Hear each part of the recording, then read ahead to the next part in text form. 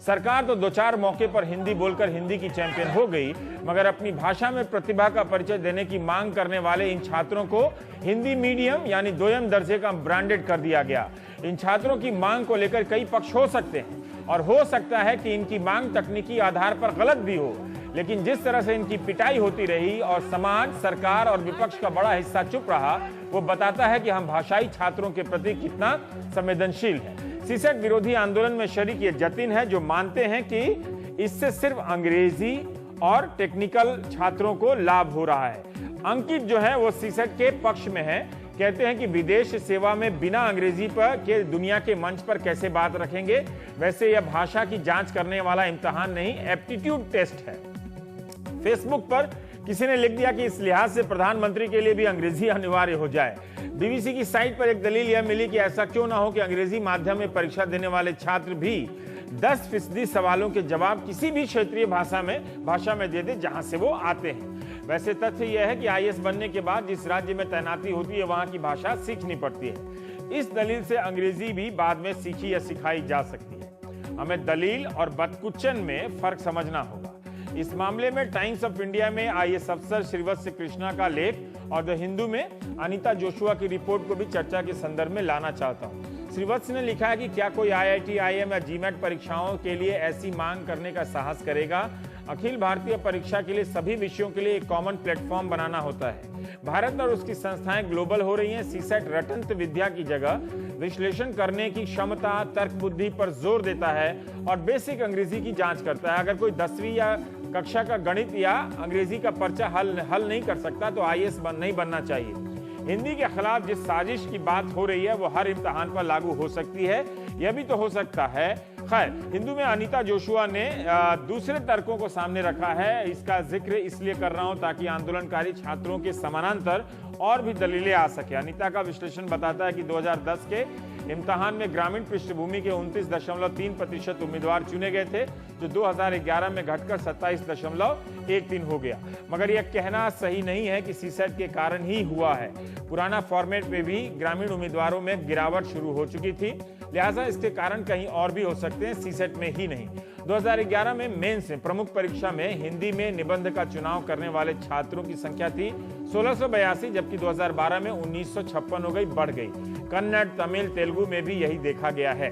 मैं अपनी चर्चा को इस विवाद के संदर्भ में घटिया अनुवाद के आसपास अब नहीं रखना चाहता, क्योंकि इस पर बहुत बातें हो चुकी हैं। क्या हम इस सवाल को राजनीतिक नजरिए से देख सकते हैं कि जब कोई प्रधानमंत्री चीन के प्रधानमंत्री के सामने हिंदी बोलकर देश के लिए राजनीतिक आत्मविश्वास का प्रदर्शन कर सकता है, तो अंग्रेजी की तरफ झुकी जा रही हमारी तमाम परीक्षाओं को भारतीय भाषाओं की तरफ क्यों नहीं मोड़ा जा सकता है? यह भी ध्यान में रखिएगा कि पिछले 2 दशकों में देश भर में अंग्रेजी मीडियम स्कूलों का प्रसार हुआ है। हर कोई इंग्लिश मीडियम में डालना चाहता है और डाल रहे हैं। हमारे पास इस बात की जांच का कोई मुकम्मल पैमाना नहीं है, सिर्फ धारणाओं के अलावा, कि प्रतिभाएं सिर्फ गांवों या स्थानीय भाषाओं में ही हो सकती हैं। तो प्राइम टाइम में हम बात करेंगे। हमारे साथ डॉक्टर विकास दिव्य कीर्ति हैं, पुराने सिविल सर्वेंट रहे हैं। योगेंद्र यादव साहब हैं, जो आपके सदस्य हैं और पॉलिटिकल एनालिस्ट भी हैं। विजय गोयल जी हैं, राज्यसभा सांसद हैं बीजेपी के। और सुधीर कृष्णा जी हैं, वह हैदराबाद से हमारे साथ जुड़े हैं। सुधीर जी जो पूर्व सचिव रहे हैं मिनिस्ट्री ऑफ अर्बन डेवलपमेंट, शहरी विकास मंत्रालय। पहले मैं विकास से जानना चाहता हूं मोटा मोटी 2-3 बात, अब वो अनुवाद वाले बात को हम छोड़ देते हैं।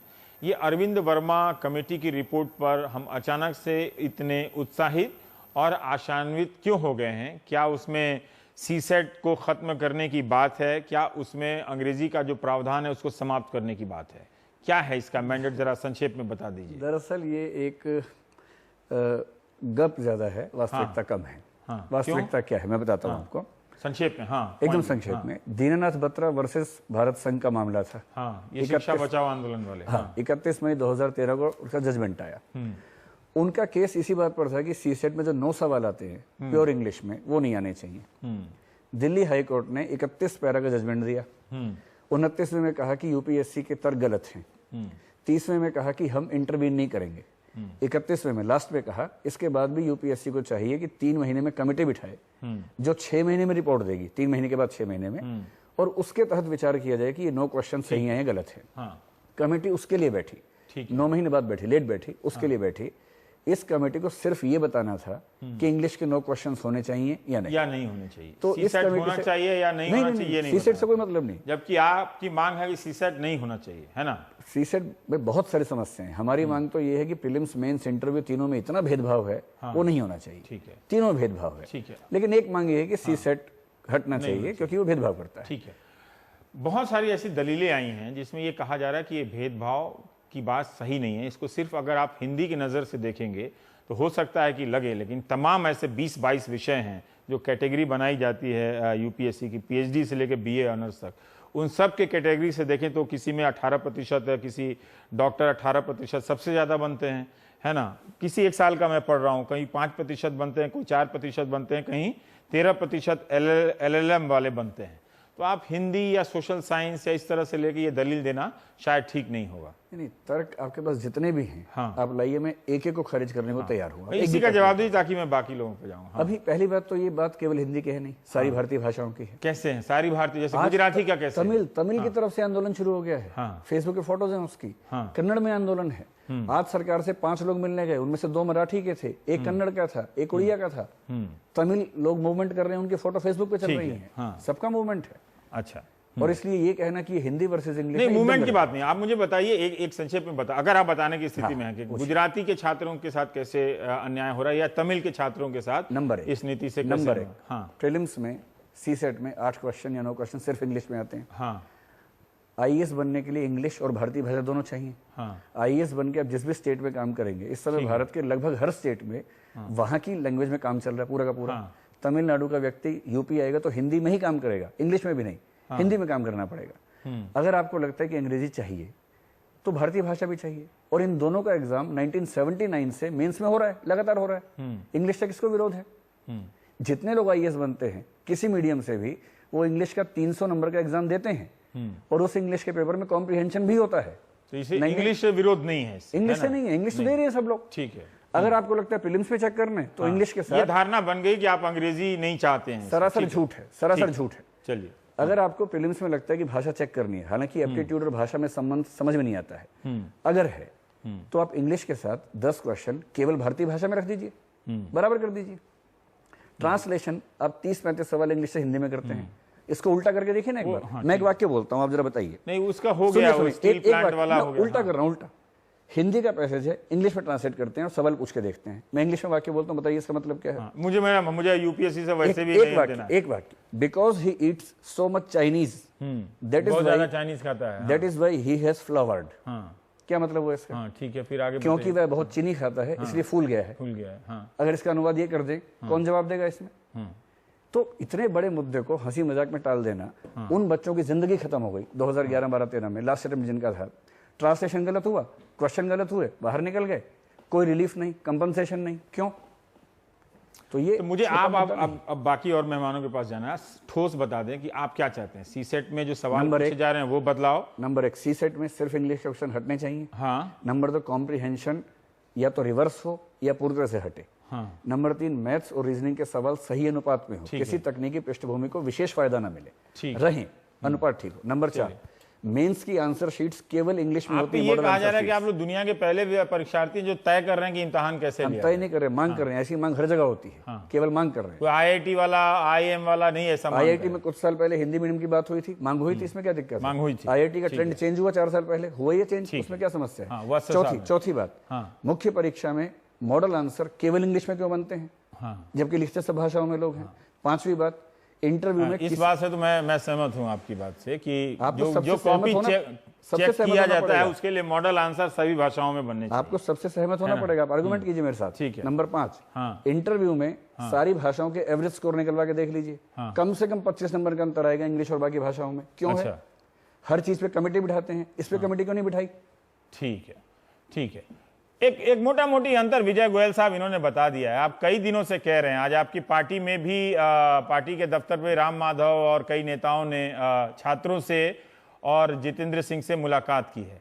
मैं आपसे ये जानना चाहता हूं कि क्या सचमुच आपकी सरकार इस स्थिति में है या वो करेगी कि ये इम्तिहान टाल देगी या रद्द कर देगी? ठीक है, इसके बारे में कुछ आप लोगों के संकेत मिले हैं क्या, या यूपीएससी को आप तय करने देंगे कि वो अपने हक में क्या फैसला लेती है?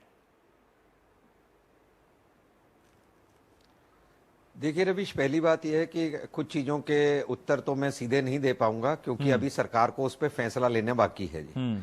बाकी ये बात ठीक है कि ये जो समस्या है ये अभी की समस्या नहीं है। सीसेट जो है वो 2011 में लागू हुआ था, अब 2014 है। इन 3-4 सालों के अंदर मुझे नहीं ध्यान है कि कोई आंदोलन हुआ था क्या, मुझे नहीं मालूम सरकार के सामने क्या समस्या आई थी। पर पहली समस्या ये तब उठी जब दीनानाथ बत्रा जी वर्सेस अदर्स का जो केस हुआ था उसके अंदर ये सबसे पहले हुई।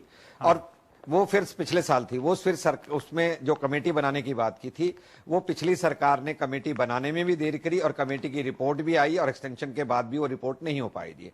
किंतु मेरी सरकार ने, जो एनडीए की सरकार थी, उसने एक चीज जरूर किया कि छात्रों की मांगों का संज्ञान लेते हुए खुद सुओ मोटो जो थे मंत्री जी ने सीधा बयान दिया कि हम इनकी मांगों को पर पूरा ध्यान देंगे और हम इनके प्रति पूरे के पूरे संवेदनशील हैं जी। और केवल उन्होंने यही नहीं किया, फिर उन्होंने देखा कि ये जो कमेटी की रिपोर्ट नहीं आई है तो भाई इस कमेटी की टर्म को कुछ एक्सटेंड किया जाए। एक्सटेंड करने के बाद जो कमेटी पिछले 4 महीने के अंदर अपनी रिपोर्ट नहीं दे पाई वो जल्दी कैसे रिपोर्ट देती, तो उसके लिए भी सरकार के, देखिए वो सरकार किया के है, आप मंत्री ही लोगों ने ने एक किया हफ्ते, है। इसीलिए लोगों को भरोसा हो गया कि आप करने वाले। मुझे आप इस बात का जवाब दीजिए जी, तो कि क्या आप लोगों मैं के बीच उसी में बात पे आ रहा हूं आपके, ये राजनीतिक सहमति बन गई है कि आप सीसेट को समाप्त करेंगे, या आप अन्य पक्षों को सुनकर अब आपको लग रहा है कि शायद एक तरफा तरीके से हां कहना ठीक नहीं होगा? क्यों वर्गला के रखना है? जो आप सोचते हैं वो कम से कम चर्चा परिचर्चा में तो बोलिए ताकि लोग और आपसे बहस कर सकें। आप बोलिए कि अब आपको लगता है कि इसको नहीं समाप्त करना चाहिए। ये हमारे बस की बात नहीं है कि हम यूपीएससी की संवैधानिक संस्था है उसकी स्वायत्ता में हस्तक्षेप करें, ताकि लोगों को भी समझ में आए कि इतना आप कर सकते हैं, इतना आप नहीं कर सकते हैं। जी रविश, एक बात बड़ी तय है कि सरकार खुद के अंदर कोई पॉलिटिकल निर्णय नहीं है कि इसको कर डालेगी जी। इसमें 3 पक्ष हैं, एक पक्ष छात्र है, एक पक्ष यूपीएससी है, तीसरा पक्ष जो है वो कमेटी है जिसकी रिपोर्ट आई है जी। तो जाहिर तौर पर तीनों की बात सुनने के बाद कोई फैसला लिया जाएगा। पर मैं ये समझता हूं कहीं ना कहीं जो मुझे लगता है पार्लियामेंट में बैठ के मंत्रियों की स्टेटमेंट बांट के कुछ ना कुछ जो लोगों को अंग्रेजी के कारण दिक्कत हो रही है, या जो लोगों को लगता है हिंदी और दूसरी भारतीय भाषाओं को प्रोत्साहन नहीं मिल रहा, या उन भारतीय भाषाओं के कारण वो प्रेजेंट सिस्टम के कारण पिछड़ रहे हैं, मैं समझता हूं कुछ ना कुछ सरकार की तरफ से राहत जरूर मिलेगी।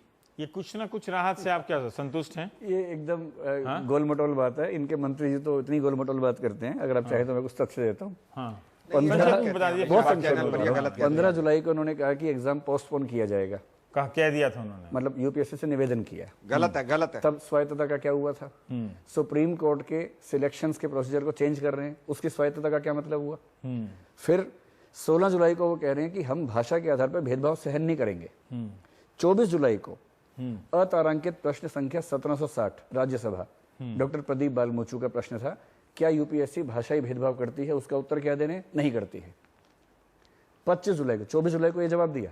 अरे बाप रे, 24 को रिसर्च करके आए हैं? पूरा है, डॉक्यूमेंट से। एक पॉइंट और बोल लीजिए। ठीक, 24 एक सेकंड, 24 को ही एडमिट कार्ड जारी हुए, उस दिन बच्चों की पिटाई हुई। 25 को क्या स्टेटमेंट दी?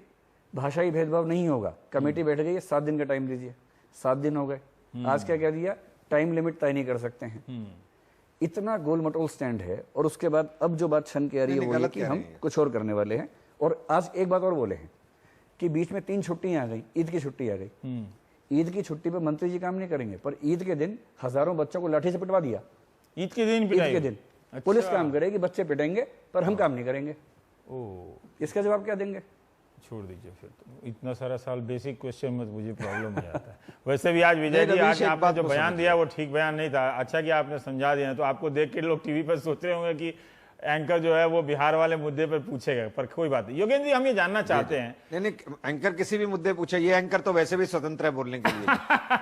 देखो एक बात, हाँ आप कह लीजिए। हाँ विजय, एक बात बड़ी तय है, ये डॉक्टर विकास हर जगह वही की वही बात कहते हैं जो ठीक नहीं है जी। पहली बात यह है कि यूपीएससी अपने आप एक संस्था है। अगर अगर मंत्री ये कहेगा भी मैं यूपीएससी से कहूंगा कि क्या ये एग्जाम पोस्टपोन हो सकता है, मंत्री सीधा आदेश तो नहीं दे सकता सीधा कि भाई इसको कर दीजिए नहीं कर दीजिए, और उसके बाद यूपीएससी का मानना ना मानना है। उसके बाद मंत्री ने ये कहा कि 1 हफ्ते के अंदर वो कमेटी की रिपोर्ट लेंगे, ठीक 1 हफ्ते के अंदर उन्होंने कमेटी की रिपोर्ट ले ली। अब ये चाहते हैं बिना पढ़े हुए उसके ऊपर एक्शन कर दे, या कमेटी फिर बनाने का फायदा क्या था? और ये कमेटी भी हमने नहीं बनाई, पहले से बनी हुई है, तो इसीलिए सरकार की केवल निंदा करने से काम नहीं चलता। सरकार के सामने बहुत दिक्कत होती है, बहुत फैसले लेने होते हैं, हमें चैनल पे बैठकर बात कहनी बड़ी ये तो बात सही है। ये तो चैनल पर मैं किसी विवाद का निपटारा नहीं करता, इसीलिए मैं मुझे पता है। पर योगेंद्र जी, मैं ये जानना चाहता हूं, इस विवाद को अंग्रेजी विरोधी समझा गया, ठीक है, वो अभी विकास ने बता दिया उसको, ठीक है, अपना पक्ष रखा कि ये सिर्फ अंग्रेजी विरोधी नहीं है।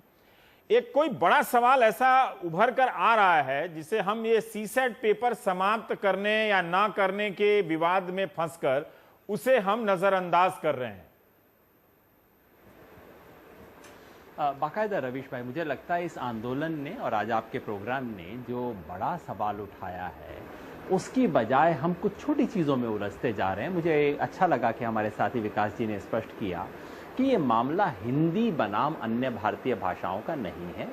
ये सारी भारतीय, केवल हिंदी का सवाल नहीं है, ये सारी भारतीय भाषाओं का सवाल है। नंबर 2, ये केवल ये सीसेट एप्टीट्यूड टेस्ट का सवाल नहीं है। एप्टीट्यूड टेस्ट होना चाहिए, बहुत अच्छी चीज़ है, और खाली एप्टीट्यूड जांचने के खिलाफ प्रोटेस्ट करने का कोई मतलब नहीं बनता है। तीसरा, ये मामला मानविकी बनाम गणित इत्यादि इस सब का नहीं है। लॉजिकल रीजनिंग केवल साइंस वालों इंजीनियरिंग वालों की बपौती नहीं है, लॉजिकल रीजनिंग सबको मिलनी चाहिए। तो ये विषयों का फलां डिसिप्लिन वर्सेस फलां डिसिप्लिन, फलां सब्जेक्ट वर्सेस फलां सब्जेक्ट, ये सबसे बड़ा मुद्दा नहीं है। ये सब छोटे मुद्दे हैं और खामखा इस आंदोलन की सारी बात को इसमें उलझाया जा रहा है। जिन लेखों का आपने हवाला दिया वो लेख भी इन चीज़ों के अंदर उलझ रहे हैं।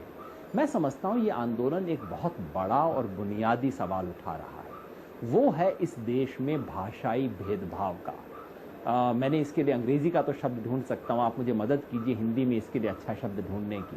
ये जो एपार्थाइड हम शब्द इस्तेमाल करते हैं ना रंग भेद के लिए, रेस के बेसिस पे एपार्थाइड जो होता था, हमारे देश में भाषा के आधार पर एपार्थाइड होता है। केवल भेद नहीं है, केवल विषमता नहीं है, ये एपार्थाइड जैसी चीज है।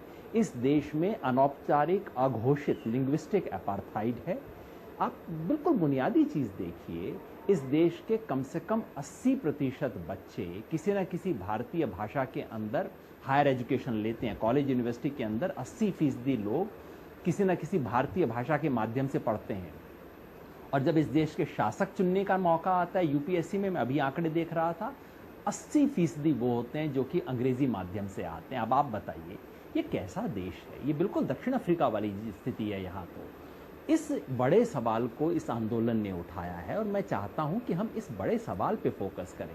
सवाल केवल उन 9 सवालों का नहीं है जो कि सीसेट वाली चीज़ में आए हैं। मैं समझता हूँ मेरे साथी एक गहरी चीज़ की तरफ इशारा कर रहे थे, वो ये कि इस पूरी चयन की प्रक्रिया में कदम कदम पर हर जगह घोषित और अघोषित तरीके से एक भाषा की सर्वोच्चता, अंग्रेजी के दबदबे को कायम रखा गया है। इसके ऊपर बहुत शोध हुई है दुनिया भर में रवीश भाई। पहले आईक्यू टेस्ट हुआ करते थे और आईक्यू टेस्ट में सिर्फ कुछ भाषा वाले लोग अच्छा किया करते थे, कुछ नस्ल वाले लोग अच्छा करते थे। फिर लोगों ने पाया कि दरअसल वो आईक्यू टेस्ट जो थे वो रेस न्यूट्रल नहीं थे, वो संस्कृति के हर संस्कृति को बराबर नहीं रखते थे। तो फिर आईक्यू टेस्ट बदले गए। ठीक इसी तरह से मैं आरोप लगा रहा हूं कि ये जो एप्टीट्यूड टेस्ट फिलहाल बने हैं, ये एप्टीट्यूड टेस्ट भाषा के प्रति सापेक्ष नहीं है। ये सारे एप्टीट्यूड टेस्ट ऐसे नहीं हैं जो कि किसी भी भाषा में किसी भी तरह का जो टैलेंटेड बच्चा है, जो मेधावी बच्चा है, उसको पिक कर सके। और उसकी वजह से जो दिक्कत है वो है ये आईएएस का इम्तिहान सिर्फ एक इम्तिहान नहीं है, ये सिर्फ नौकरी नहीं है, ये मुल्क अपने शासकों को ढूंढ रहा है। और जहां ये सवाल उठता है वहां अगर कोई भी भेदभाव है उस पर चर्चा होनी चाहिए, उस पर लोकतांत्रिक चर्चा होनी चाहिए। और एक आखिरी चीज है रवीश भाई, हुआ ये था कि पिछले 15-20 साल में बहुत समय बाद, पहले तो इस देश में आईएएस में सिर्फ अंग्रेजी बोलने वाले आया करते थे, आईसीएस के जमाने की चीज चलती रही। पिछले 15-20 साल में कुछ गंवाई बैकग्राउंड के कुछ भारतीय भाषा बोलने वाले लोग आने लगे थे और 2011 के बाद ये फिर रिवर्स हुआ। आप ध्यान से आंकड़े देखिए, 2011 के बाद एकदम से भारतीय भाषा के सफल होने वाले लोगों की तादाद एकदम से गिर गई है। ऐसा क्यों हुआ? इसे क्यों नहीं बदला जाएगा? ये बहुत बड़े सवाल है। सुधीर कृष्णा जी, हम ये जानना चाहते हैं कि अगर कोई कहे ठीक है कि ये एक वैसे ये हिंदी की मांग या भारतीय भाषाओं की मांग आज की नहीं है। सीसर सिन्हू, मुझे याद है वो चौहान साहब जो धरना दिया करते थे, वो कई सालों तक वहीं बैठे रहे और गिनीज बुक और लिम्का बुक में उनका नाम आता रहा। खैर, पाठक जी भी वहां पर धरना देते रहे। पर सुधीर साहब, मैं ये जानना चाहता हूं कि आप जिस राज्य से आते हैं, आपके राज्य के भी भाषाई छात्र हैं और वो बहुत तकलीफ से, हो सकता है कि आप भी हों उसमें से। हम ये कह रहे हैं कि उन प्रतिभाओं की पहचान के लिए अंग्रेजी क्यों अनिवार्य हो। ये जो दलील दी जा रही है कि अगर आप 10वीं क्लास का अंग्रेजी पास नहीं कर सकते हैं तो आप आईएएस नहीं बन सकते हैं, और आप जिस जनता से डील करते हैं एक अफसर बन के, वो जनता 90% आप किसी भी राज्य में चले जाएं, वो अंग्रेजी वाली जनता नहीं है।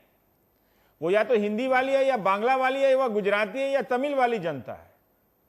तो फिर उसकी तरफ परीक्षा का जो भार है, वेट है, वो उसकी तरफ क्यों ना झुका रहे, बजाय इसके कि वो अंग्रेजी की तरफ झुका रहे।